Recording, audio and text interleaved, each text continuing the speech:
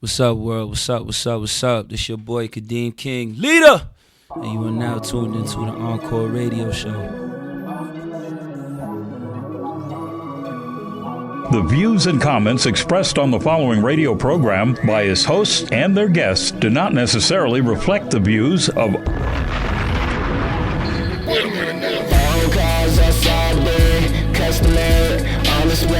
passengers till I pass away. Lifestyles of the rich and fake. Waste the drugs in an ashtray. Smoking loud in that cascade. Showing out in that ballet. These are lifestyles of the rich and fake. I'm trying to get a Bushini account. My outfit probably talking more than your rent is about. I'm spending money just to make it, we getting it out. But that's the hustle, nigga, guess I just figured it out. Gold on my neck, goals on my check, holes on my dick, balls on the net. Niggas think I rose from the dead. Put the pressure in, they fold under that. But for niggas only trying to join the code for the DAC, no flash. Doing shit that never was. Alright, folks, it's the Encore Radio Show. Live here. This is Y-Soul, as you just heard. I'm here with Kadeem King, leader.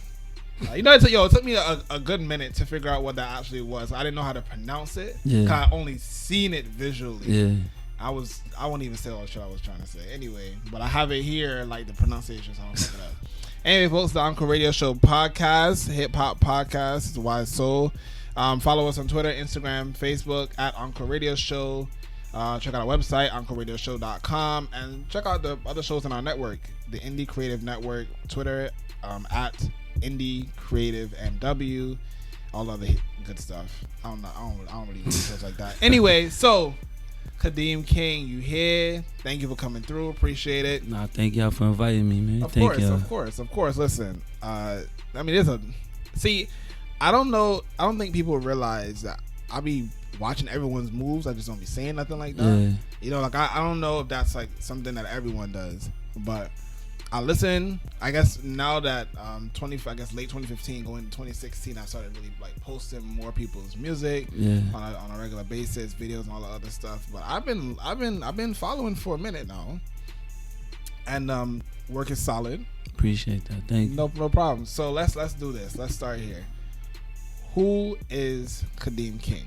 Like, I can't speak for everyone, but personally for me, it's easier to connect with an artist and understand some of the lyrics that they're putting out when I understand who they are as a person. So how would you best define Kadeem King? It's kind of hard to describe me because I'm such a complex person, but like my outside is so calm, but my inside is so complex. Yeah. No, I definitely understand that. Yeah, man. I'm just a regular kid from East Harlem, man. I grew up in the hood, but I was protected from certain influences that kept me from becoming a product of my environment. You know what I'm saying? So I'm one of the few who grew up in the hood, but I seen it. I had an outside point of view. Okay. Outside and what? Like how? I didn't get so caught up in the streets. I was always heavily involved in activities. My grandmother, who raised me since I was young, she always kept a tight hold on me when I was young. So I had a curfew. After school, if I wasn't in my after school program, basketball practice, I had to be in the crib. There was no roaming. It was no nothing. So that kind of helped out a lot. I had a lot of positive influences in my life that helped shape who I am. But then I also just once you got a tight hold, you want to drift off and figure things out on your own. So that's what helped really shape me, like me going off and really rebelling and trying to figure things out on my own. So that really helped me figure out who I wanted to become and who I am today. You know what's funny about that is that it's actually, I wouldn't say funny. The crazy thing about that is that people who grew up with like that tight, strict upbringing, when they get that little bit of space, they wild out. Yeah. They do all kind of like extra shit, whatever. I mean, I've seen it personally in college, whatever. I'm sure other people have seen it as well. You know, but it seemed like you weathered that storm. Trust me, man. It wasn't easy. Like before rap, I was heavily into basketball. So whatever I put my mind to, that's what I'm 100% into. Yeah. So like me drifting off, it wasn't like me going off and going into parties. It was just like anything my parents would tell me or people would tell me. It's more like, it's not just me saying no. It's just like, well, why do I have to do it this way? If I thought of another way that made more sense for me to do it. Okay. Okay, that definitely makes sense. All right, so what artists would you say inspired your sound? The artists that I say inspired my sound. I got an old soul, so I'm a big old school hip hop fan, big old school R&B fan. Definitely a Tribe Called Quest. Rest in peace to Phife Dawg. Tribe Called Quest, Big Daddy Kane, Pete Rock, CL Smooth, Jay-Z, definitely Cassidy. I say Cassidy probably had the most influence on me, like, as possible growing up. Just, I never heard nobody with a rhyme scheme like that. And I like people that make me think. So just to hear Cassidy's lyrics and his clever wordplay was just like, wow, this dude is ill. And then I say everybody that I mentioned had some influence, but Cassidy really rounded it out for me. That's what's up. All right, so talk to me about East Harlem. Now, I'm a dude from Brooklyn. Yeah. We got listeners in over 97 countries. Shout out to the Indie Creative Network as well for that. But we can hear about East Harlem. We hear about Harlem. We hear about Uptown. However you can, try to define that, like what it was like growing up in your hood. Well, East Harlem is more like the forgotten side of Harlem. Okay. You know what I'm saying? When people mention Harlem and they talk about Uptown, they automatically think about like the west side of Harlem. Now the difference between the east and the west is, the west side is more cultural, they have the brownstones, it's more flashy, it's more everybody, that's the Harlem everybody envisions. Okay. Now the east side of Harlem is like, it's a small community. You know what I'm saying? Is not as big as the west side, it's not as spacious. It's a beautiful place. From it's really El Barrio, Spanish Harlem's beautiful in culture, beautiful artwork, murals on the wall everywhere you go. You can get the best Spanish food probably in New York City, in Spanish Harlem. But there's also a lot of violence, just due to the fact that it's heavily populated with public housing. And the public housing is probably across the street from each other. So one projects will be on 106th Street and the next projects will be right on 105th Street. And everybody growing up in New York City knows that it's very territorial.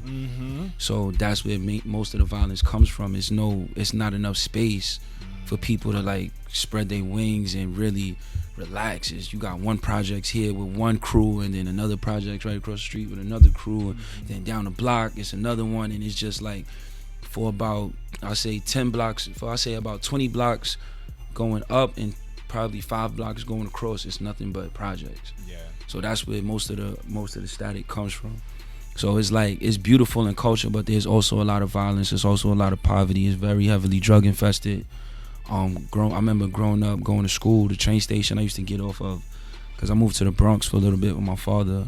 I used to get off on 110th Street, and right there on 110th Street in Lexington, early in the morning, you would see fiends just right there. Yeah. And I'm pretty sure everybody knows about 125th Street in Lexington that was heavily infested just because it is the methadone clinic right there on 124th. That's really East Harlem. A lot of people really don't, they hear about it, but they hear about Harlem, but they don't really know about East Harlem. Like, a lot of attention needs to be put on East Harlem because there's a lot of things that need to be fixed in East Harlem. And like I said, it's a beautiful place, beautiful people. It's just that the violence really overtakes everything. It affects the kids growing up. Like the youth right now in East Harlem is horrible. They're horrible. They have no direction. It's nothing for them to get into. The programs that I was involved with are getting shut down. So it's just like, it's really hard. But you know what I'm saying, that's just East Harlem in a nutshell. That's crazy, but it's good for people to hear that, because obviously anyone who hears that a place is violent, it's like, oh no, I don't want to go there, or no, I don't want to know nothing about that. But to hear it from someone who actually lives there and has seen the progression from where it was, which wasn't necessarily a great place, to now getting even deeper and stuff, it makes it hard. So hopefully the right person will hear that and fix something. Because I know that shout out to Young Nate. I was talking to him a couple of weeks ago before we had our episode. He's telling me that he was upset a lot of after school programs, even in Harlem and in other areas of the city, that's getting shut down. So Nate should run for mayor. Yo. I told that's my guy. Shout out young Nate, man. Definitely, yeah, we definitely talked about that too. I don't want to spoil none of our later surprises, man. But anyway, so some artists, they didn't grow up as hip hop historians, right? And then other artists, they basically lived hip hop their entire life. Where do you fit in on that scale? I feel like I lived music all my life. Okay. I can't just say hip hop. My father was a rapper, so it's kind of like I grew up listening to rap. I grew up listening, but he also was heavily into R&B. So I guess that's where I got like my laid back demeanor from. Cause when I did live with him, we moved to the Bronx for about 4 years. And just me going at home every night, driving home, he playing either Chico DeBarge or Faith Evans. We get in the house, playing while he's cooking dinner. He's listening to Mary J. Blige or whoever. So I'm just heavily influenced by music. Rap being one of the ones, it just happened when I was young. I like accidentally came across Biggie Ready to Die. And once I put the album on, I was just playing Super Nintendo, just vibing out, and it was just like, yo, this is crazy. Yeah. Like that, and also Will Smith, Big Willie style. I'm still am a heavy Will Smith fan, but Big Willie style was so ill to me. That was just like, I don't care. People could tease me whatever they want. That's a dope album. I think people should go back and listen. That's a dope ass album. Yeah. Just those things just made me, just sparked it into me, like just helped me incorporate music into my everyday. I would listen to those things every day while I did everything, and then I guess that's just how it started. How do you, as a child playing Super Nintendo, take in Ready to Die? Like, yo, are we talking about the edited version? Which nah, I don't think it we're was. talking about It was raw, cause it was just like, I'm a very visual person. Okay. So it was just like listening to the storytelling was just so crazy. Just hearing like, at first it took me a couple listens to really understand, because when I was young I was just listening to the beats and the flow, and I was repeating things and I didn't really know what I was saying, but the beats were dope and the flow was just so crazy, and I would see Biggie on TV and he was just so swaggy, and I was like, yo, I want to be just like that, like that. And then I don't know, as I got older and I started listening over and over and I'm processing things, and it was like I decoded the album down as I lived life. So as I got older, I would really just play back things happen. I would play back like the Biggie lyrics, like they would just flash into my head. Like him going through stuff with his moms was like almost the same as I was going through stuff with my pops. I wasn't selling drugs, but it was like I kind of wanted to do my own thing. Like I've been on my own. I've been doing for myself since I was 14. Like me and my pops, we had a shaky relationship growing up. We're better now, but when I was a teenager, it was just like, nah, like I'm doing my own thing. So like I kind of connected with those stories, or like I would see some of my friends go through it. Some of my friends started dealing when they was younger, so I would see them go through what Biggie was talking about. So it was just like it kind of like brought me to life, and I was just like, kind of took me out that shell and made me really see what was going on in life. So that's how I always reflect on that Biggie album. That's dope. I never asked this question. I mean, I have my own story, but do you remember where you were? As a matter of fact, I won't even say where you were. Do you remember the day after Biggie died? Like, I remember I was in school. So do you remember anything about that day? I remember I was at my aunt's crib and I'm seeing it on the news, but it didn't really hit me. Like, it didn't really hit me then. It wasn't like because I really didn't know what was going on. I was so young. But I remember that day clear as day, because it was just, I was at my cousin's crib. It was all over the news. But like, I just be thinking about, what if he was alive? What if he really lived out that legacy? How would he have impacted music? The collaborations he would have did, just like the what ifs. Someone did a mix. I don't even know how I like took it in, but someone did a mix.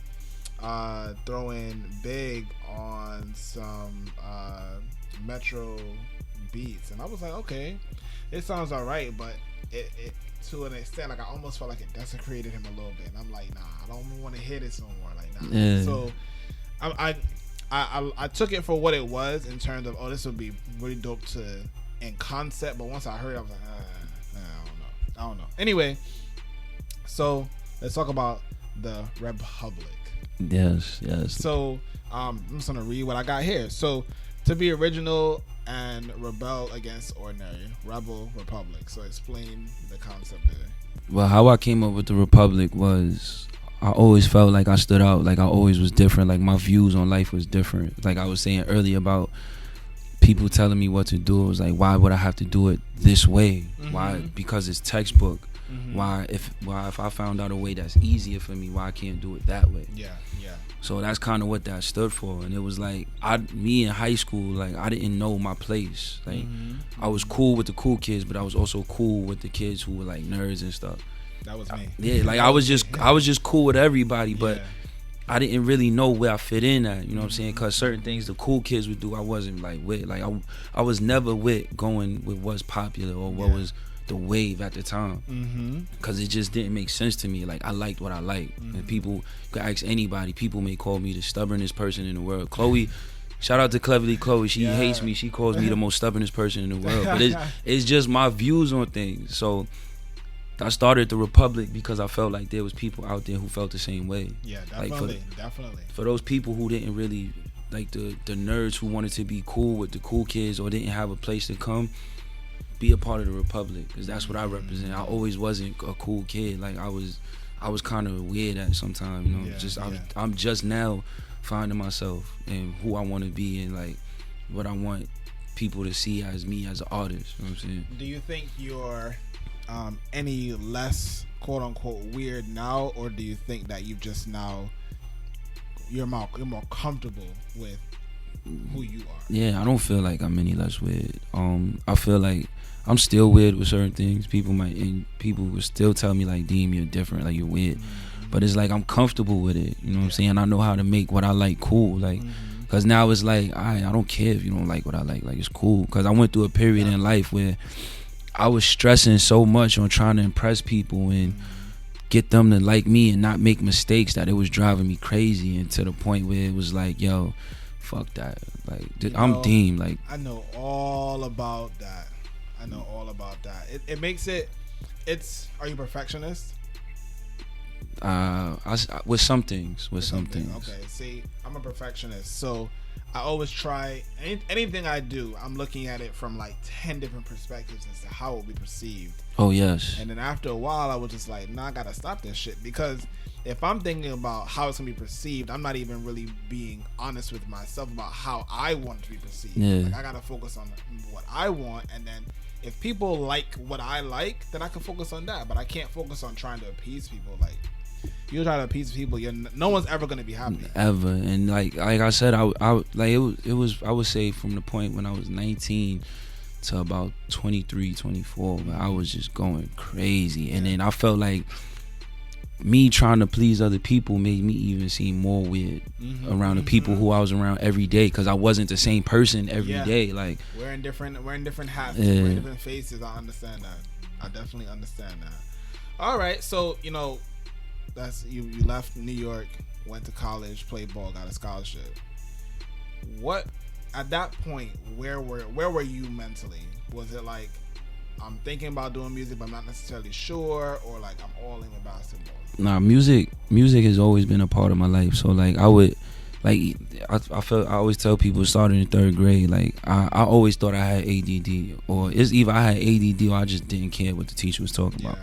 But I would be playing with my pencils and be acting like I was in front of a crowd and just with the pencils and just making up little songs, melodies, like just trying to sing and all of that stuff. But because it just came so natural to me because I was around it.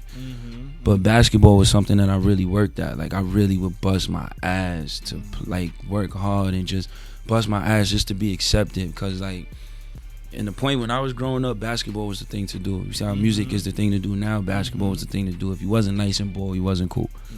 So I just would like I said, when I was going through that phase where I wanted to be cool, I wanted people to accept me. So it was ball. So when I got to college, I I just wasn't ready for that experience. You know what I'm saying? I really didn't look at the bigger picture. I just was like, oh, I gotta be nice and ball. I really didn't see what the basketball world was. And like when I got to college, that was just off me working hard. Even I was shocked when they came. But when I got there, it was just like I wasn't ready. I never played in front of a crowd like that. I never dealt with like playing for a serious coach. You know what I'm saying? Like I never dealt with certain things. So like I never got the grasp of it. You know what I'm saying? And like me trying to talk to the coach wasn't working out.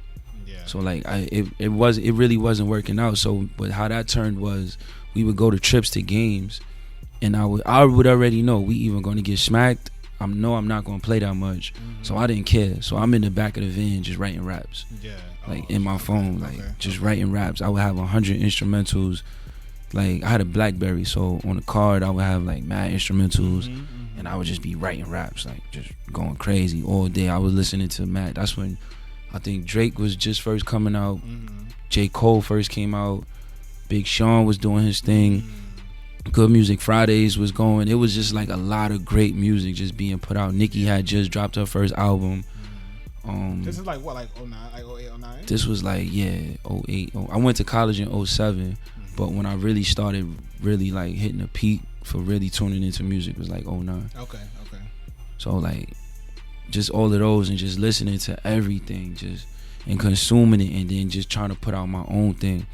So I started like doing covers. That's how I really started. I remember my first freestyle was Kanye West Grammy Family. And from then on, I remember I first recorded it and the engineer was like, yo, what the hell was that? Like he was like, yo, this is crazy.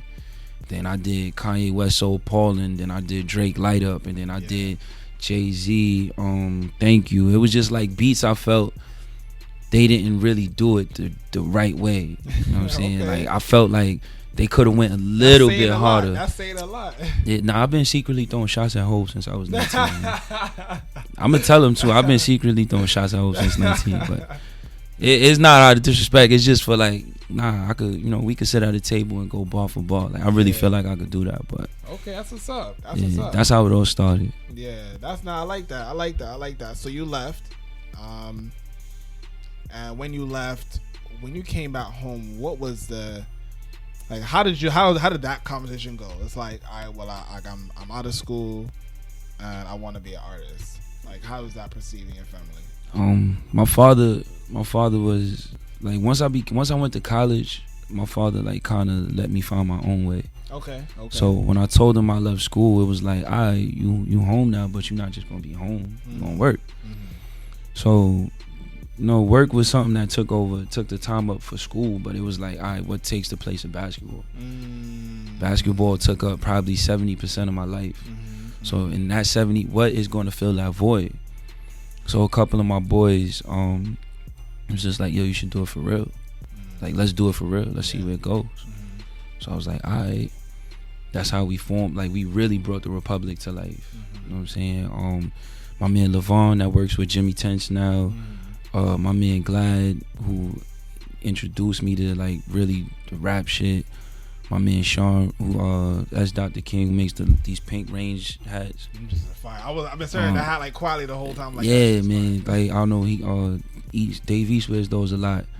My little brother Mo, Jiggy Smith, that was our crew. You know what I'm saying? And we was just running around doing it for real. And people kind of took to it because this was before like ASAP took off. It was like on the east side. They were so shocked to see us doing it. And then my very first video, like we dressed up in a suit and tie, so we really was like promoting it. And I think we caught people by surprise because they didn't think the video was gonna be that good or that we was gonna really go all out. Like we was in suit and ties and had a whole party. It was a dope video. So like once I seen people receive that, I never seen people take to anything I did like that before. Not even basketball. Oh, wow, okay. So it was like, let's do this. So like, it's dope. So once we did that, did shows, and then it was like the music really carried it. Like the music really spoke for itself. Us going outside and meeting people. I've seen people just go outside and be at events and be mixy, but once we came to people, I always wanted to come to people with something. I didn't want to go talk to anybody and I have nothing. So when I went to them, I gave them the music, and the music really just carried it, and they passed it on, and and like that's how we got here today. That's what's up. That's what's up for real. All right, so let's try and go in chronological order here with the projects. So the mixtape, What Dreams Are Made Of. Were you still Deemy, right? Yeah, that was when I was Deemy. Were you still Deemy at that point? I was Deemy at that point. Okay. So let's talk about the mixtape. Like, what were you trying to? What was the message that you were trying to get off of that?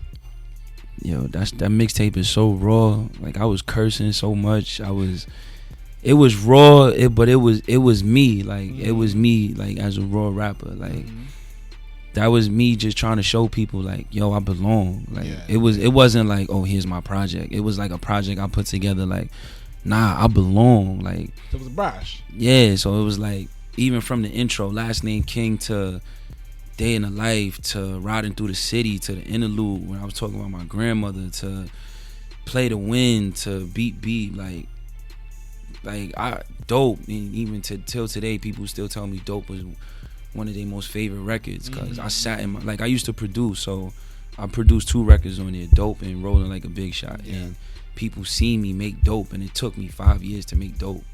Because I couldn't come up with a hook. And then it was one day we was in the studio and they was like, yo, why don't we re-record Dope? I'm like, yo, I can't come up with a hook. They put the beat on and the hook just came to me like that. Wow. But like that mixtape till today is still my favorite. Just because it's my first, but it was just like, I'm so proud of that, because it's like, yo, I really put out a mixtape. Yeah. And I wanted it to sound like an album, so I wanted to put like different beats on it, and I wanted people to really vibe out and get a different feel of how versatile I was, that I wasn't just a one-dimensional rapper, that I could really make songs. So that was the intro for you. Yeah. To everyone, to the masses, I guess you said. Okay, all right. So, of that mixtape, what do you think was the perception, the outward perception to you? People gravitated to you. You booked a lot of shows off that. What happened after you hit send or upload? Well, after I felt like we did so much work to promote the tape. We dropped like 4 videos before we put it out, that people were really anticipating it. Okay. And when I say people, I really mean like people who knew us personally. So that was our first fan base, like the people who we knew personally. Which is general. Yeah, that happens a lot. Yeah. So except for me, that happens a lot. So when we dropped it, it was kind of like still another shock value. Like, wow, that this is really dope. A dope project. You know what I'm saying? It's dope. The songs is dope. People were listening to this shit. And then like when we did my very first show was Webster Hall.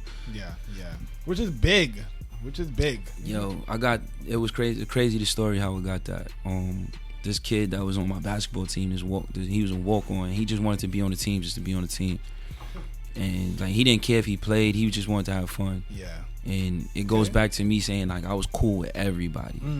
So I even though they didn't play, I just showed everybody mad love. So how it came back around, he was managing some group called Zoo Troop, and they were about to go on a Vans tour, and he was like, yo, we want to book a show at Webster Hall, you want to open up for us? I was like, yeah, let's do it. Dope. Okay. So when we did that, we gave out free Republic t-shirts with every ticket we sold. And just the reception of the music, just to see people like just really vibing to the music was like, yo, they really fucking with this.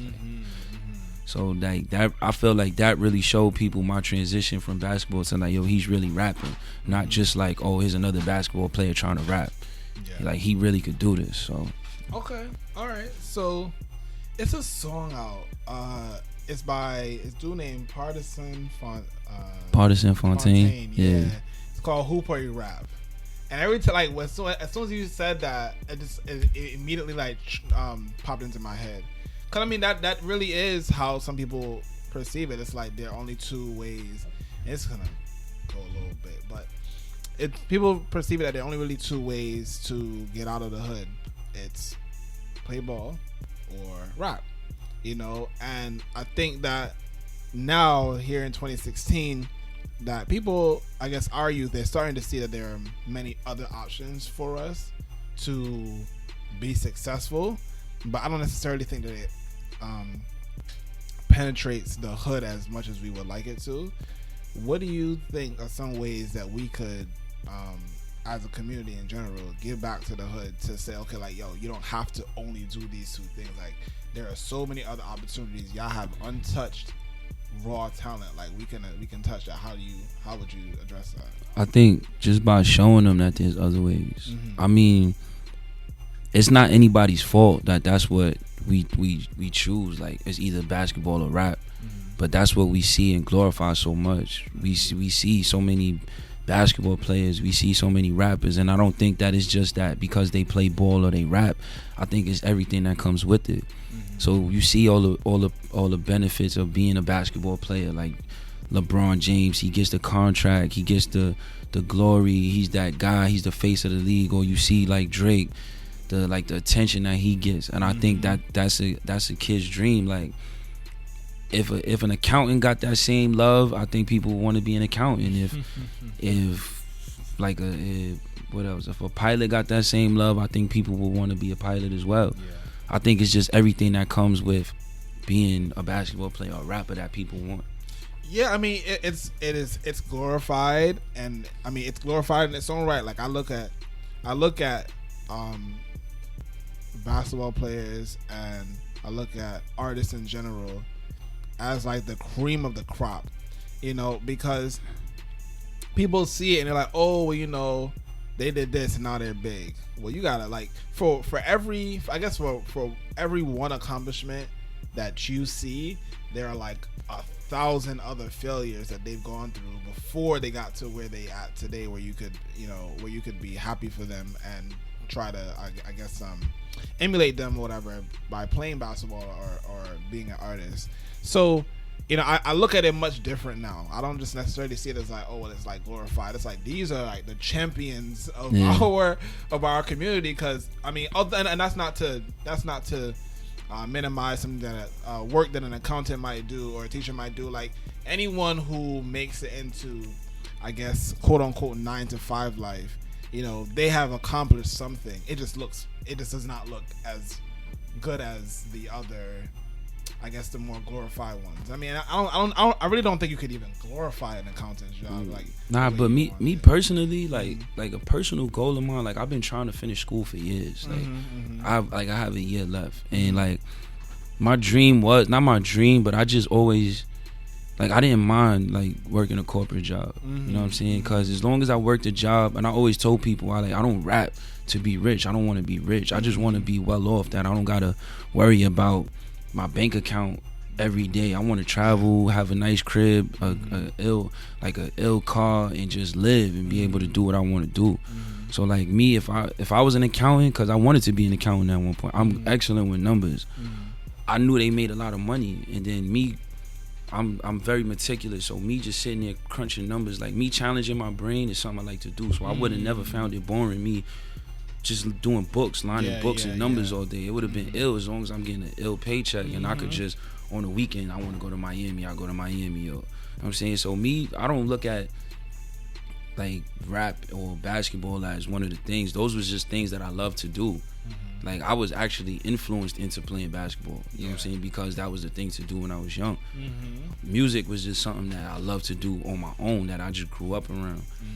Like, but I always seen myself like working a corporate job. Like, it's nothing wrong with being a lawyer, or it's nothing wrong with being a doctor. You know what I'm saying? The object is to make enough money so you can do what you want to do.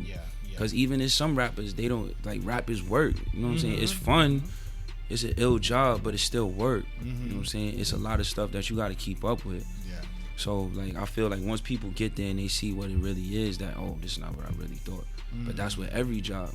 But I think we should really, you know what I'm saying, glorify, like, lawyers and all that other stuff, because they work just as hard, if not harder, to get where they at. That's true. You know, as much as I don't like my corporate job, it took me a long time to get where I am now. I don't generally appreciate that process as much as I appreciate the process of, you know, being a journalist. I don't see them as equal, because they're like two complete different grinds. But, you know, I guess you're right. I definitely should, you know, enjoy that process as well, because it was a long trying process. Let's just say that. That's real. Same thing with the rap grind. It's long and it's trying and it's like, but I say respect it because I respect them because 8 years of school is a lot. Yes, it is. Like 4 years of college and then you got to do another 4 years. Like I respect it. You know what I'm saying? I feel like you earned that. Mm-hmm. You should be glorified. Yeah. As opposed to somebody who just was naturally gifted and just somebody just took them out and gave them a contract. You know what I'm saying? I see, but I think that's like minimizing that because you could be naturally gifted, but there's still a lot of work behind. Like you just said, 70% of your life was basketball. I wasn't naturally gifted. Like basketball was something I could call people right now and say, yo, Dean used to be garbage. Like I used to be garbage, and like but you work hard. I bust my ass. Like, and it's not like you're right. I see what you're saying. It's not taking nothing away from them. Yeah. But still, 8 years. Another 4 years after college is like, yo, you chose to do an extra 4? Shit, nigga, I commend you. Cause let me tell you, my senior year of college, I was like, yo, when I'm done with this shit, I'm out. I am out. I'm never walking back in a school, in a classroom ever again. It felt like I was ready. Yeah. I bust my ass. Shout out to Johnson West University. Bust my ass. I had to do 5. It was like a trimester school. So I had to do 4 classes my first trimester, and then 5 and 5 after that. And then summer school to graduate on time. But I was just like, I just gotta get the fuck up out of here. Cause damn, I'm not doing this shit no more. But anyway, so we're gonna take a quick break. When we come back, we gotta talk about the what would you call it? An album, Leader? Oh nah, Leader was a mixtape. They call it an album. I call it a mixtape. Okay, well we gotta talk about Leader and more, including the upcoming The King LP. It's the Encore Radio Show. Be right back. Coming up on a future episode of the Encore Radio Show. Yo, what's up? My name is Justin Rose, and you're now tuned in to the Encore Radio Show. And then I did shit with Mickey Fags. Yeah. And I think the Mickey Fags shit kind of like, it helped a lot of the shit. And then I think Mickey was the first nigga that I could think about outside of my artists. Mm-hmm. Mickey was the first nigga that let me... Yo, Mickey let me do mad things, I can't lie. Let me, but you know what I'm saying? Like, as a producer, like, he was the first person that let me do, like, be on the hook of a song that I produced. And he was letting me do a bunch of alternative shit, which was kind of cool. Because I'm a big NERD fan. So I was doing mad hip-hop shit, but, like, I would have, like, all this alternative, like, type of rock shit. And he was the first nigga that let me do it. And, you know what I'm saying? Like... So shout out to Mickey for doing that, man. Alright, folks, we're back. It's the Encore Radio Show here with Kadeem King. Make sure you guys follow him on Twitter. Yeah, shout out to social media. Twitter, Instagram, Facebook, all that good stuff. Yo, man, follow me at Kadeem King _KADEEM King _ Twitter, Instagram, Kadeem King on Facebook. It's not a like page, it's my regular page. I feel like I want to bring people into my regular life. Nice. That's the only reason why my Facebook is still my regular Facebook. So that still shows my regular life. SoundCloud.com/Kadeem King, KadeemKing.com. Yeah, man, that's pretty much it right now. I was afraid. I was afraid for a minute. I have a Facebook like page for the show. I have a Facebook like page for myself. But I was afraid for a minute to show like my life to the people to just everyone.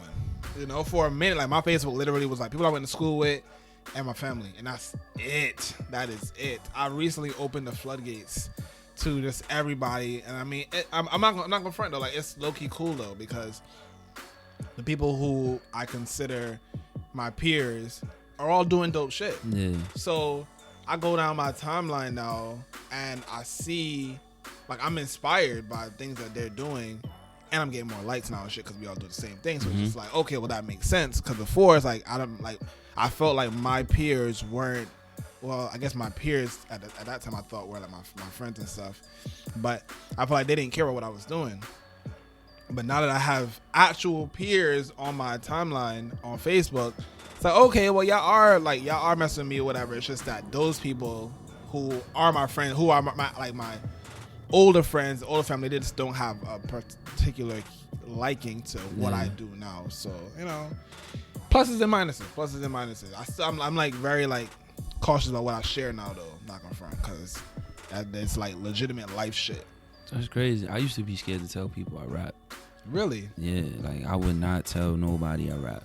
Like, cause I felt like I wasn't there yet, and I just didn't want to seem like, oh, he raps. Yeah. So like it was really like, it took me a long time for me to start telling people I rap. Like even at my job, I would try to hide it, and I don't know, Instagram Explorer page is a motherfucker. Like, that shit was just spilling all the beans. Yep. I would not give nobody my Instagram on my job except people I was cool with. And people would come up to me like, yo, especially when I put that video on WorldStar, they was like, yo, see you on WorldStar. Like, yo. So nah, it's cool, bro. That shit's crazy. You know, tell me about the video you put on WorldStar and the reception that you got, particularly from people from your job. Rest in peace, my man AD. Well, I used to work in Mount Sinai Hospital. I used to do maintenance. Mm-hmm. So that I was doing that for 3 years, and that was hell. That was like hell. Mm-hmm. But through that working that job, I met so many people, and the people who I did let in wound up knowing people. Mm-hmm. So I got plugged in with my man AD, and AD was like a heavily influenced, like just in the industry. Like a lot of people respected him. You know what I'm saying? So once I met him, I played him the music. He was just excited, ready to go, and he was just ready to do whatever. That's what's up. So he flew me to Miami to work with Cool and Dre for a couple days. And when I say my first time in Miami, I didn't go to the beach. I didn't go to the beach at all. My first time in Miami, I was in the studio 3 days straight. Work. Just working, like rapping, writing rhymes over, because it was like, nah. I built a relationship with Dre. I learned a lot. We came up with this record called Better Days, and I didn't like the beat at all. And it's like a current thing now. Like whatever song I don't like winds up being a popular song. Like Make Her Say, not that I didn't like it, it just wasn't one of my favorites. Really? Leader, Phil Walker had forced me to put that up. And really? These was records that I was just like, So Better Days was AD's favorite record. He was like, yo, you gotta do this. So that was the last record I did before I left. And they was like, let's shoot a video. Yeah. We shot the video, and they was really trying to make moves to like get me going. So they was like, yo, WorldStar. We put it on WorldStar, and just the reception, just reading the comments, like everybody always got something to say on WorldStar. Of course. But the things they were saying about me wasn't like bashing the song. They was like, oh, jeans is too tight. Oh, there's the little auto-tune. Like it's a note in the auto-tune that's off. Yeah. But they was like, oh, they was talking about like stupid shit. But nobody not once said anything about the song. So my boys was like, yo, that's dope. Like they kill everybody, like even niggas that signed. So I was like, yo, that's dope. So when people at my job seen it, they was just like, yo, y'all saw you on WorldStar, yo. Like, yo, that video was ill. And I guess like from then on, it was like, they started looking at me different. They ain't look at me like, oh, this is just a regular maintenance nigga. This nigga really trying to do something. Like, and niggas even now, they was like, even later on, they was like, yo, you don't belong here, yo. We see what you trying to do. Like, cause I was quiet. I don't really talk to me. I ain't want to get too caught up in it. I'm here for this check to support my dream, and I'm out. Like let's do it. Too. Yep. So that was how that whole WorldStar thing worked out. But it was a dope move. It was really an ill move, man. I think WorldStar is like, for an independent artist, it costs a lot, but like if you find some way to get the means, and you can be if you were consistent on WorldStar, the people will really fuck with you. If you're consistent with good music, you will really be like, you will blow up socially. I feel like. I you know what? Although I've not been on WorldStar Hip Hop in, I want to say like 2 years now, right? At the same time, the impact that WorldStar Hip Hop has is unquestioned. Like, yeah, they got their dumb shit a lot of the times, but from an artistic standpoint, they do put on a lot of people who are on WorldStar go viral eventually, you know. And that's what I'm saying. Like, I know today is not as relevant, but there's still places who go to WorldStar. Like, there's still people who go to WorldStar. Like, that's a global platform for your music. That's why I say WorldStar is good, because okay, the blogs, yeah, but not everybody knows about the blogs. Not everybody knows about Hot New Hip Hop since 19. Not everybody knows about those blogs. Everybody knows about World Star Hip Hop. Yeah. Whether it be for like you said, stupid videos, fuck shit, whatever. And then even though like I know I'd pass by certain independent artist videos, if you look, there's still like 25,000 people who click on that video. Yep. So I think that's a great way for expose. That's just one great way. It's expensive, but if you can afford it, that's a great way. Okay. All right. So let's talk about the mixtape leader. Talk to me about what you were trying to like at this point now. This is now your sophomore project. What you were trying to put out. Matter of fact, actually, before we even go there, why is it your mixtape? Why is it not a project? Because Leader wasn't supposed to be like the main tape. Okay. Like the year Leader dropped December 20-something, 2014. So was it the 28th? I think it was the 28th. 2014 was like, that was the year where I broke away from the Republic. Okay. Yeah, I felt like we weren't seeing eye to eye, and I felt like it was hurting me as an artist, and it was like my dream, so I had to take control over my dream. Okay. So that was the year where it was like, I gotta get on my grind. And I felt like that's the year I met Pizzy, the year I met Tips, the year I grew up with Phil Walker, Benny Blanco, and he's a big reason why I'm at where I'm at too, and he's a big reason why Leader is Leader. That's a big year, like, and I grinded. And shout out to Obnoxious New York. I can't even forget Alex and Eli. Alex and Eli, Obnoxious New York was like the only showcases consistently being held in the city. Yeah. They placed me, Trey Pizzy, J Tips, Benny Blanco, so many other artists that's here just on the same bill. Almighty Souls, everybody just on the same bill consistently all year. And I think we burnt Lit Lounge down. We did Lit Lounge probably 10 times that year, to the point where we was like, Lex Laveau too. Shout out my man Lex Laveau. We burnt that shit down, but it did a lot because that was the only consistent showcase. So everybody was coming to Lit Lounge to see new talent, and that just so happened to be us. So that's how we all built, and like it led on to Lit Fest, and like once I think my daughter was born, that's when things started really picking up for me. Cause my goal for that year was like, yo, I got to do a show at least once a month. Yeah. My daughter was born. That's the only month I didn't do a show. After that, September, I started doing 2 shows a month. 1 month I had 3 shows, and then it just came to a point where I was like, I got to give them something. I was working on a project called Reaching for the Stars. Okay. And I was at a point where like, I'm not done with Reaching for the Stars, but I got to give the people something. We did so much this year. It's like I dropped a song called Reign Supreme. That was the first song I ever dropped that outside people knew the lyrics. Because it's like a pause in the song where I'd be like, nah, and then like where it's like a crowd response. And they would say it. The first time I performed it, and I wasn't even expecting them to say it. And he was like, chill, we don't need no more. And I was like, oh shit. Hey. So it was like, all right, let's do it. So Leader is like a compilation of old records that I had from 2012 and just new records. All the features are new records. Everything else is old. Everything else is from 2012. And shout out my man Stir City, who I met through Benny Blanco. And that even with them, with the whole Reek movement, J Diablo, Stir City, they got their own following in Japan. They have a heavy following in Japan. So that's how my music reached Japan. Because Japan really bang with hip hop. I didn't know that till like last year. They bang with hip hop so much, and it's even crazier because it's not even that they just bang with hip hop. They bang with New York hip hop, heavy. Like they're really invested in the culture. Yeah. So the fact that all the people that's rapping all over the country, they playing my shit in the club. They playing Lex Laveau, Benny Blanco, like Trey Pizzy, like. I'm like, oh shit! I ran.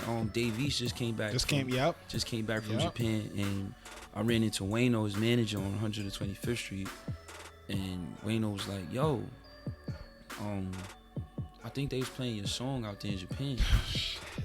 And I was like, word? He was like, yeah. He was like, they was playing you and a couple others. But he was like, yeah, they was playing y'all shit out there. And it's crazy because like they follow, like the couple of the DJs follow us on Instagram. So they be reaching out to us, liking our pictures. A kid, a rapper from my hood, UFO Feed. They did a best of Feed mixtape out there. They did their own joint. He don't even got one, and they did their own shit. That's crazy. They wear his merch. They wear Lex Laveau merch. They wear Trey Pizzy merch. I went on one of their sites, like a store, like a boutique they got. I seen Broken Trippy merch in their store, like on the website. I was like, yo, this shit is crazy. But back to Leader, like, I just wanted to give the people something, like a project where they could get a real sense of who I was, being that they seen me so much that year. And when I dropped it, I know I was trying to get it out to everybody. I really like shut down Instagram. Like, I was so surprised at the love I was getting. Like, my whole feed was just the Leader cover. The whole feed, the Explorer page was just the Leader cover. Like, so what happened was it reached Julius, Funny Julius. Shout out to Funny Julius. Shout out, that's my guy. And I always tell him, like, he's the reason why I made it to the next step. Because every year it's like cuts. Yeah. A lot of people don't make it into the next year. Very much so. So that's very true. Julius really spread the word around about the project. And a lot of people came up to me and like linked with me and was like, yo, Julius put me onto your mixtape. Yo, it's fucking dope. So that's how that shit came. And it wasn't even supposed to hit how it hit. To the point where I'm like, all right, fuck it. We just gonna rock with Leader. Okay. No, you know what? I like that because the most unexpected, I don't know, like, for me, if I try to plan something too well, it never works out the way I want it to. Yeah. You know? But the things that I kind of like just do and without putting too much, like, too much thought into it, those are the things that actually really, like, go places. And I'm like, how? You know, how is it that when I over prep for something, you know, it isn't like it's not well received, but the things that I may see as like, you know, almost like a throwaway in a sense, whatever, or like something that is less thought out than my other ideas, it's just like those ring out. You know, so, but off the project, I just pulled it up real quick just so I can make sure I have the word right. Well, the name right. The New Classic. So, I don't want to call myself a big Trey Pizzy fan, but I do listen to a lot of his music. I'm a Trey Pizzy fan. I'm definitely a fan. I just don't know if I'm a big fan. Yeah. You know, but I that's the first song that stuck out to me. But I was like, nah, let me play everything in order and then get to that song. When I got there, I was like, damn, yo, like it definitely was like worth the wait. And then I saw the video the other day, also equally dope as well. So thank you. Talk to me about that. Like when you get a record, like when you have a record like that, right? Would you say that was the most well received song off the project? It was New Classic, the most well-received song. I think the New Classic was the most popular song. Okay. I think Pizzy did play a big part in that. I think the beat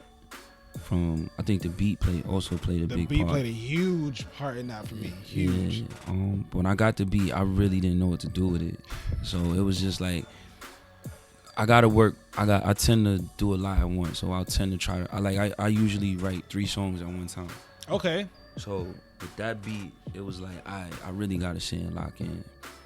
And then the hook just came to my head out of nowhere.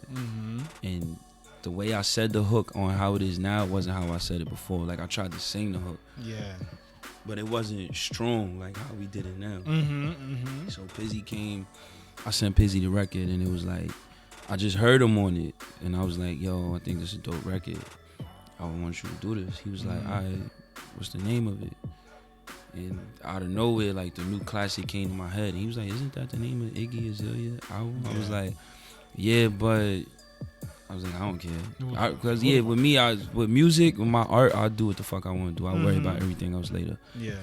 But the meaning of the New Classic was like, this is going to be the new classic shit. Like, this song is going to be a classic song. You know what I'm saying? So yeah, we got our records that we grew up on, but this is gonna be a record that niggas is gonna grow up on. Yeah, timeless. So that's what I went into it. So we got in the studio, we recorded it. I didn't think it was gonna be the biggest record. I thought the biggest record on Leader was gonna be So Amazing, just because it was like a club record. So I'm like, alright, So Amazing is gonna be the record. And we dropped it, and everybody was like, yo, new classic. New classic. It was crazy. Like, new classic. So, I mean, like I said, everything I do, yo, shit just happens. I don't even plan shit no more. Like, it never goes, but it's for the better. Like, I just do it. Like, fuck it. I can't even call it. Shit be so random, I can't even call it. All right, so from that project, what do you say you think that Julius took it to the next level, like helped take it to the next level, helped you in a sense move to the next level? You know, what would you say was the most influential door that opened up for you coming off of this project? I think being introduced to the circle that I'm in now. I don't know, people listening, it's hard to explain like the circle, but it's like if you come out to an event like Harlem or anything at H Loft that Nate throws or something that Wordsmith throws, or you'll see the same people. You know what I'm saying? Word of mouth radio, it's like a family. You know what I'm saying? It's like a little family. Yes, so being an artist that really doesn't have a lot of a major support system behind him, like I'm not an artist where I got 20 people from my block coming out singing my lyrics. This circle is really like my core supporters. So I think the biggest door that opened was introducing me to this circle.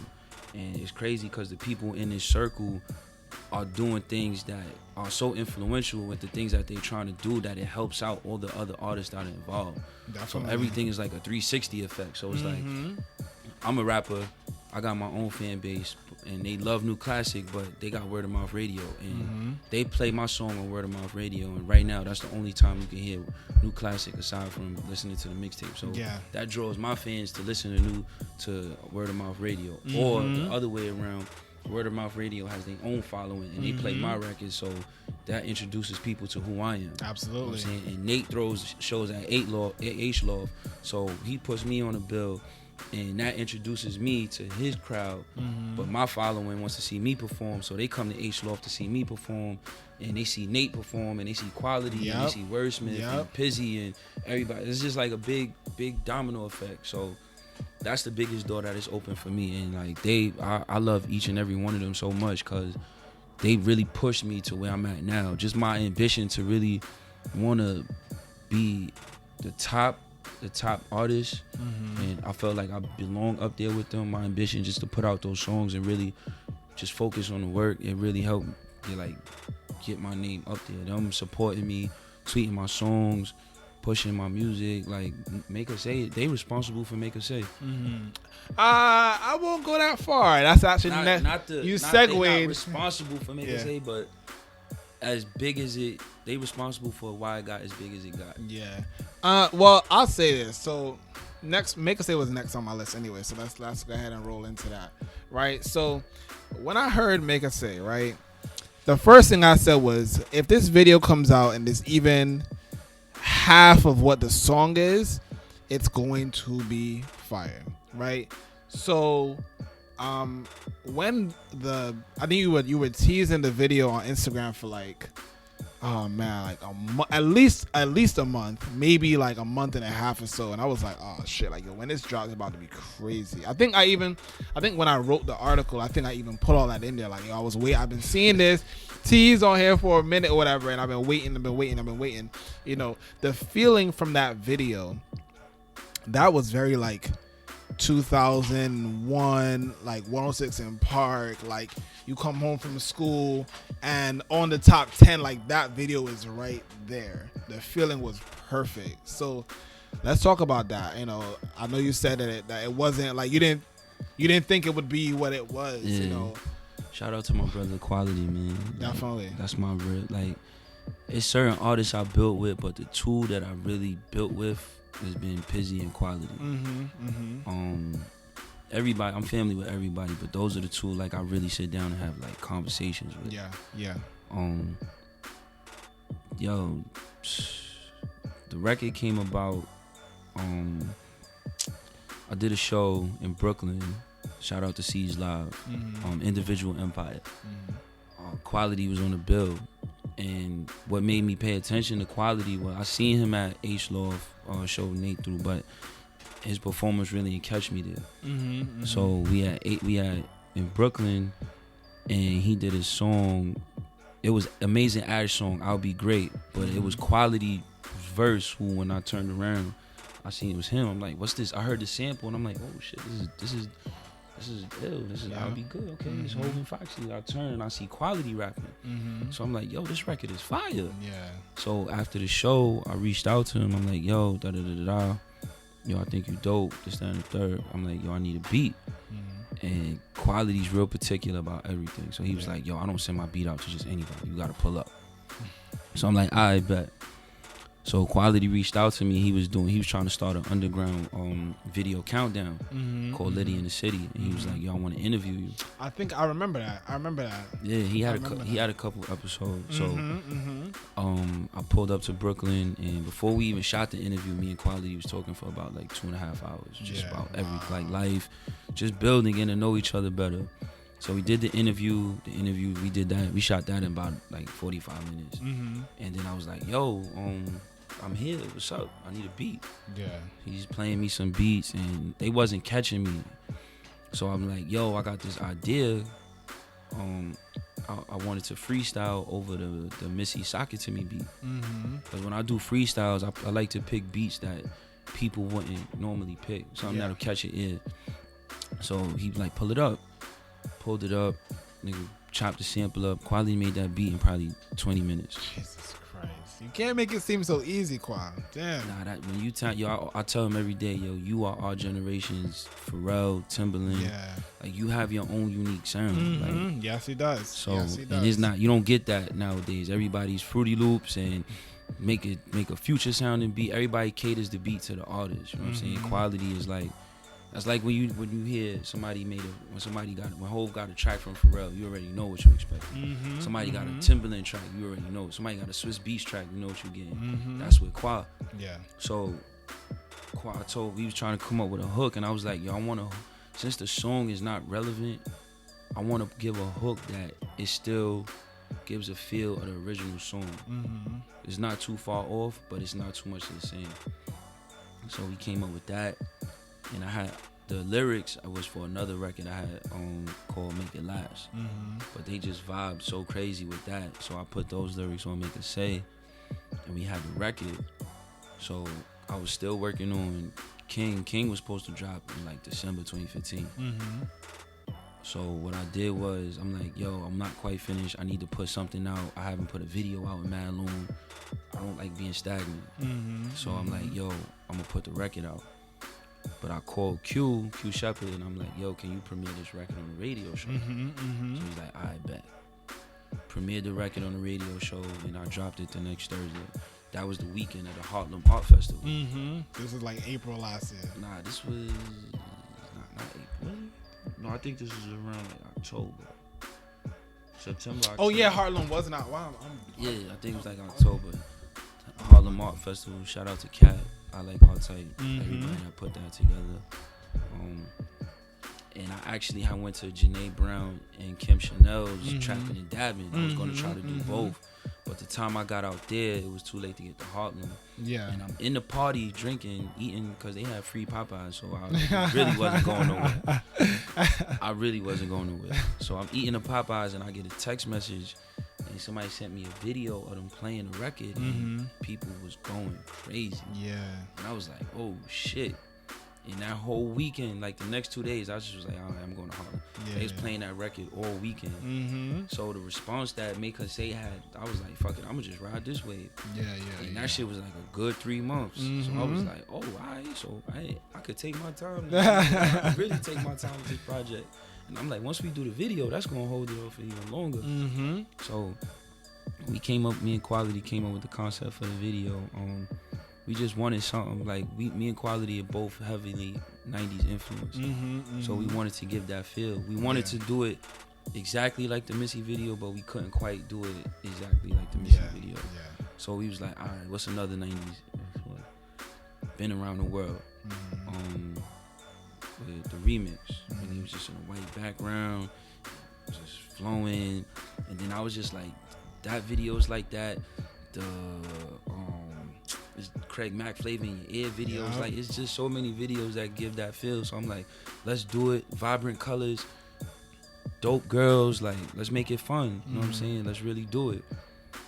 And we did it. And it was just, the rest is history. Man. So what is it like? You know, I don't think I'm still waiting for that Quality interview. You know, I don't think Quaz has done an interview in a minute. So, you know, understanding the mindset of him necessarily can't be placed yet. But from your perspective, what is it like working with a talent like Quality, like a producer, an artist, a videographer, like someone who's just an overall creative person? Yo, working with Quality is like, you're not gonna find somebody that takes that much pride in their craft like that. You know what I'm saying? Like nowadays, Qua is so into his craft, and he's so specific about everything. Like, if he gives you a beat, he's giving you the hook. He's not gonna let you come in with the hook. You have to take his hook. Yeah. But it's not like, damn, I gotta take Quality's hook. It's like, yo, that hook is fire. You know what I'm saying? Like, the hook is fire. So it's like, just him and seeing somebody take that much love and pride into their craft, and not only their craft, just their overall being. Like, I don't know if people was at the Hot 97 Who's Next show and seeing like the detail he put in his performance, and that's the reason why people were talking about that. It wasn't just because he's Quality and he got Make Us Say, Check the Method, and he got Progression 2 out. Hits. Yeah, like we could go on and on about any song Quality has, but it was what he did in the performance. Quality, like, it was a real show. You know, he didn't just come out on stage, yo, Brooklyn in here, Queens in here, Harlem, Bronx. He made a grand entrance, and nigga changed his clothes on stage. Nigga, everything was perfect to the cues of the songs. Like, I appreciate Quality, because being around Quality makes me want to put that much effort. It makes me a better artist. So, like, man, shout out to Quality Official. Man, I always tell him every day, like, his time is coming. And I don't think people really recognize, like, I don't think so neither. Qua's influence when he gets that platform is going to be crazy. I agree. All right, so before we get into the King LP, let's talk about Happy Birthday, Deem. So, happy birthday. Happy belated, by the way. Thank you. So, these are 7 tracks that didn't necessarily make it to the LP. Why put them out? Like, I like them, right? And I think people are going to be happy with having some material from you. But why put these out when the project is right around the corner? Like I said, man, I still don't have a date for King. So I don't know what's going to happen. You know what I'm saying? Like, I didn't know Leader was going to take off how I took off. So now we got to shoot the video for Leader. That's going to be another wait. Yeah. I just no rush for me, man. I just like to take time. I want the people to consume my music. I want them to really appreciate what they appreciate. You know what I'm saying? If they like that record, I enjoy this record. I'm not going to throw nothing else at you. You know what I'm saying? I threw Happy Birthday Deem out because it was my birthday. You know what I'm saying? I wanted to do something for my birthday. So I'm somebody, like, I got hundreds of records and they just sitting there. I don't know what to do with them. I'm not just gonna randomly throw them out. So what Happy Birthday Deem was, those were some of my favorite records that just the direction the tape is going naturally, I'm not gonna put them on there.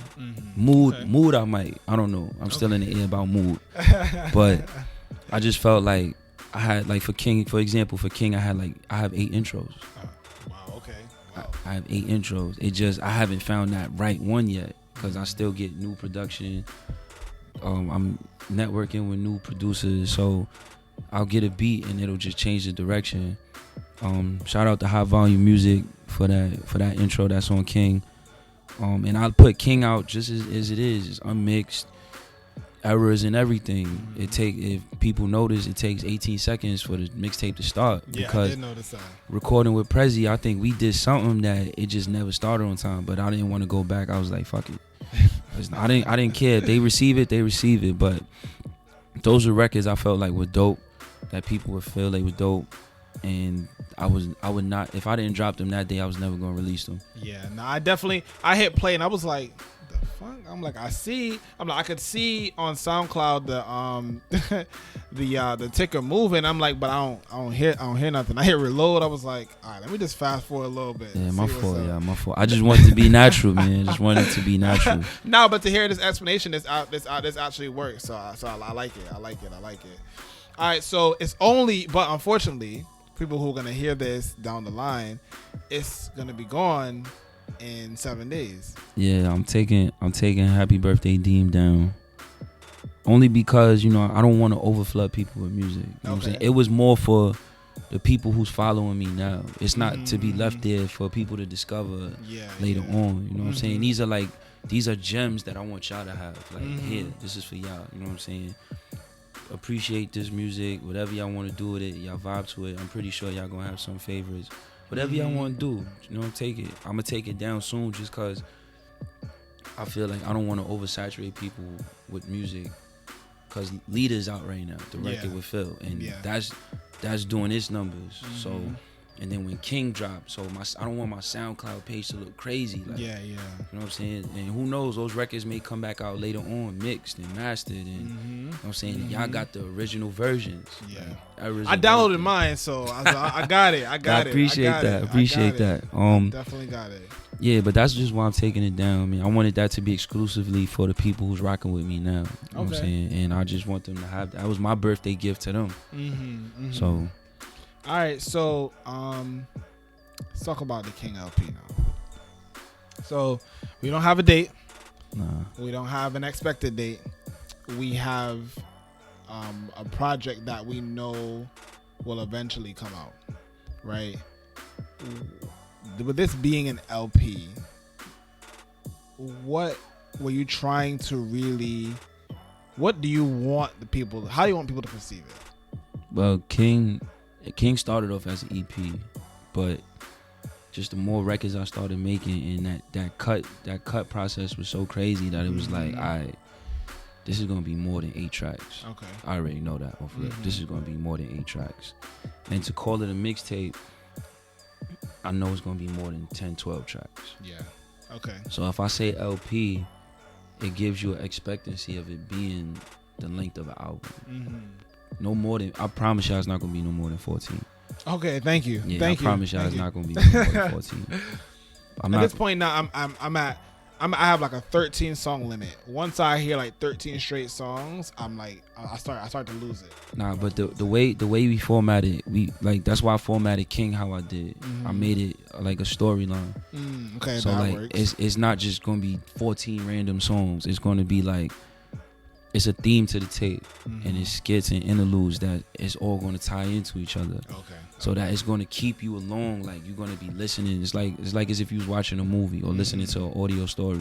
So it should be like. So that's how I personally feel. I think it should be like that. I like when albums make sense. Yeah, that's how I feel I could keep your attention for that long. You know what I'm saying? I want you to understand the story. You're going to hear the story before the song. Before you actually hear the song. Okay. So that's why I'm doing it like that. King is, I want that to be my album. You know what I'm saying? I want to give you an album feel.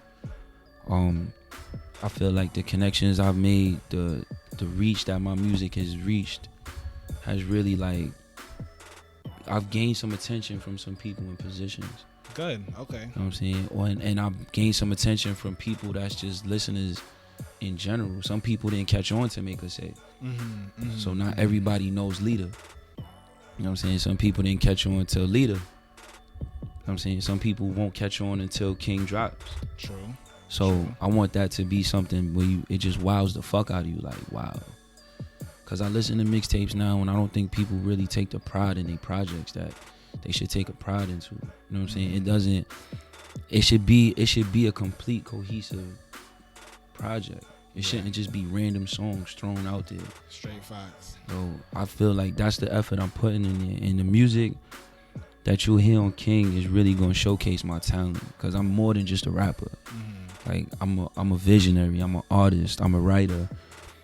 I'm gonna incorporate everything I listen to. I don't just listen to rap. I have an open ear. Ask anybody that's close to me, they tell you I listen to house music. And Robin S showed me Love is my favorite song in life. So I listen to house music heavy. So what is it? The new trap music. Like I listen to everything, and I'm incorporating that into King. I want King to be a project that everybody can receive. I want that to be street niggas could receive it, backpackers could receive it. I want it to anybody, whoever you are. I want that to be a project that you can really vibe to, and then it introduces you to a wave of music that you don't really necessarily rock with, to show that, all right, yo, Deem did this. And then I'm also taking beats and doing different shit. So I'll take say like, for example, I'll take what's this nigga name? Metro Boomin beat, and I'll do something completely different over a Metro Boomin beat, and it'll be like, oh shit, just to show you where I'm at artistically with music. Like my aim is to get a Grammy. My goal for music, I want to win Grammys. Like I want to be noticed and recognized as a dope ass artist. I want to leave a staple in the game. So like the Drake so far going, I want King to be like that. Like I want it to at least be up there to be nominated for a fucking Grammy. I want it to be like when label execs hear that or bloggers hear that you gotta be like, nah, what the hell is this? Who is this? You know what I'm saying? Make Us Say might not even make King. Oh shit! Wow. Okay. Yeah, like I'm saying, like it's crazy like that. I'm not saying it's not, but that's how crazy the records are. You know what I'm saying? Me and Quad definitely gonna have something on there, but it might not be Make Us Say. You know what I'm saying? That's just how crazy the records are. So that's interesting. That's interesting. All right. So final word here. Got a couple things I gotta talk about. Start with gentrification. So we talked off mic a little bit about Crown Heights, and we talked on mic about East Harlem. And I guess to talk about gentrification from my perspective is that there's a plus and a minus, right? The plus is that your neighborhood gets a little more safer, you know, like it with the influx of white people. Let's keep it as simple as possible. With the influx of white people, the culture changes. The police gotta protect them more, so the neighborhood itself gets a bit. I guess to a certain extent, it dulls it down. The negative side is that a lot of the culture, a lot of the people who made the neighborhood what it was get rooted out as well, due to, I guess, really the bare basics is increase in rent. So what are your thoughts on gentrification and its impact in the city itself? And even if it's, I don't know, but if it's occurred in East Harlem. Nah, it's definitely occurring in East Harlem period. Like I love it the way that they rebuilding it, but what I don't like is how like they moving everybody out. Because the process to get like them lottery apartments is so crazy. It's like either you making too much or you don't make enough, and it's like it's impossible. You know what I'm saying? It's dope that, you know, they have to give a certain percentage of those apartments to the people who live there, but just getting those apartments is so crazy. Like you said, man, it's just whack because that they moving everybody out. The people who really live there and put the time in there, who've been through everything that community has been through, don't get to really experience it when they rebuild it. That's my biggest problem with it. And then the fact that they moving people out that really don't want to move, that they built and established like their family there. For a long they have time. Memories there, and that they kicking them out. So, I mean, it's 50-50 with the gentrification issue. Like I said, I love that they rebuilding it, but I think it's whack that the people who really put that time in there, helped build that community to what it is, don't get to really enjoy the fruits of it being like really rebuilt. All right, so then I guess now the final word. The election. So we're in March now. We still got about 7 more months before we have to choose a president.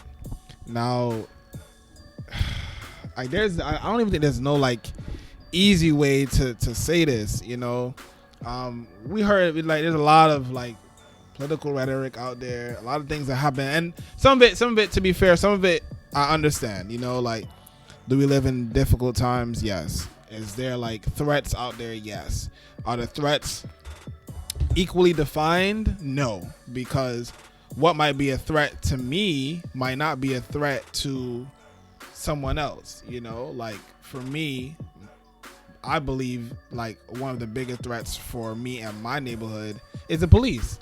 You know, it's for people who care about foreign politics, their biggest, like what they perceive as the biggest threat is like ISIS. You know, so where are your thoughts at? Are you gonna vote? Like, what's up? I'm definitely gonna vote. I think that the idea when people be like, my opinion doesn't matter, I think that's stupid. I think so too. But because that one vote, if everybody felt like that, that's not just one person. So like you say your opinion doesn't matter, so you don't vote. My opinion says I feel like my opinion doesn't matter. That's 2 votes that don't get voted. Mm-hmm. You know, 1,000 other people feel that same way. That's 1,000 votes. Mm-hmm. So say if everybody felt like that for Obama would be in office. Facts. So because if I'm spreading that to you, yeah, my opinion doesn't matter. Look. I just made you believe that your opinion doesn't matter. Mm-hmm. So it's like a domino effect. You know what I'm saying? Yeah. I feel like my opinion matters. You know what I'm saying? I don't want Bush in office. Mm-hmm. I mean, not Bush. I don't want Trump in office. Trump, yeah. I necessarily don't really want Hillary in office, Mm-hmm. but if out of the 2, I'm choosing her. Yeah. I personally don't want Hillary in office because I don't feel like she's ready for that pressure. Mm-hmm. I'm not sexist or nothing. It's just that I've been just dealing with women in general. It's like it could just be the wrong day. Mm-hmm. It could be the wrong day. It could be that time of the month. Bill getting on her nerves. Somebody sending a terrorist threat. Yeah. She got to sign a bill. They ain't passing. Oh, fuck it. Everybody die. Press the red button. Everybody blow it. So, but you know what I'm saying? Bernie, man. Vote Bernie. Man. Yeah, I may not have this. I mean, I came to the conclusion that you did or how you got there, but I'm for Bernie as well. I'm gonna start asking everybody that shit now. Like, who are you for? Like, everyone needs to know where they stand. You know, I would rather not vote than vote for Donald Trump, to be honest. I think Donald Trump, I think like from one perspective, what Donald Trump has done is he's allowed the world, he has unmasked America as not so post-racial or out. Like, there are so many people where like you look at them and you're like, oh, well, you support Donald Trump. It's like, okay, well, at least now I know where you stand, you know, with me and with issues that I think affects me. Because if you think that all Muslims should be banned, if you think that Mexicans are rapists, like it's a whole heap of stupid, like just stupid shit. Like I just weren't even thought through. It's just a popularity contest. You know what at this point, nowadays everything is what you see in front of you. It's not people really not doing the research for certain things. So people see Donald Trump everywhere.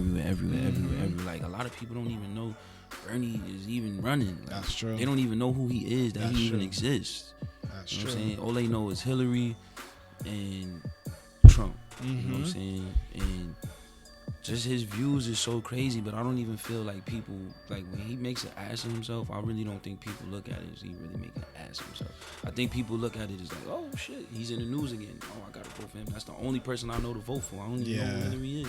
I'm gonna just vote for this nigga because that's all I know. You know, I see the whole thing really as like one big grand scheme for him, because think about it like this.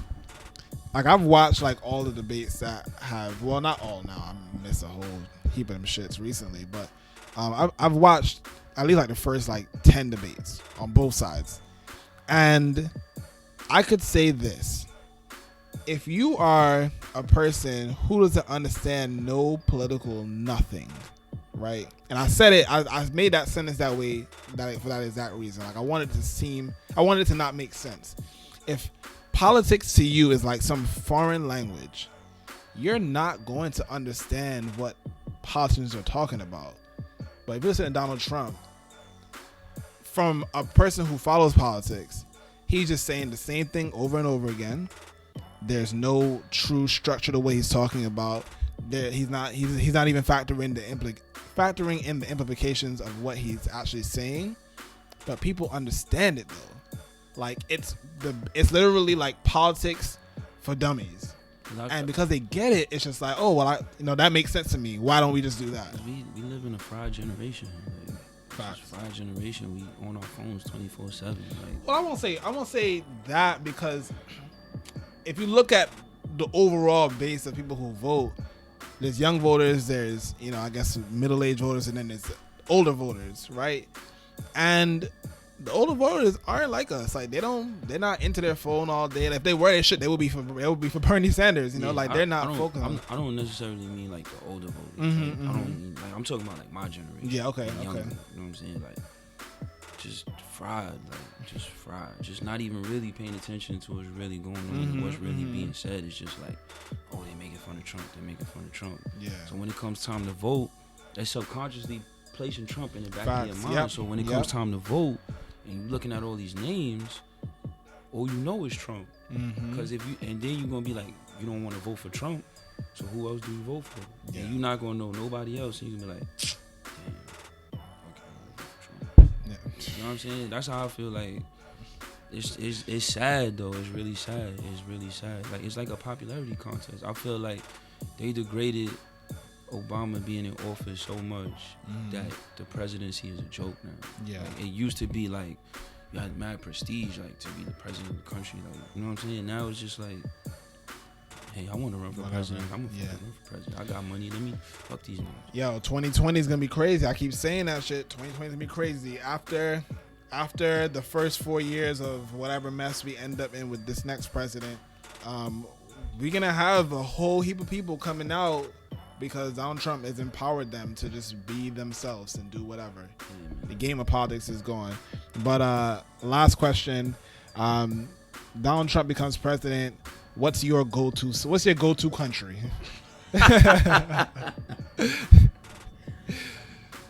Yo, man, I don't know. I'm about to tap into my Panamanian roots. That serious. I ain't going nowhere, but they gonna be like, you from America, you gotta go. My pops is Panamanian. I'm about to start reconnecting with them over there, man. Start seeing what's up. Seeing my cousins and my aunts and shit. Just, you know what I'm saying? Start making some friends over there. Bad. All right, so shout out all your social media again. KadeemKing.com.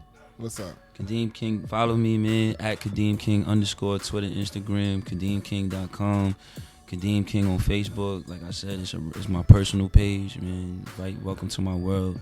See my family, my daughter, and everything.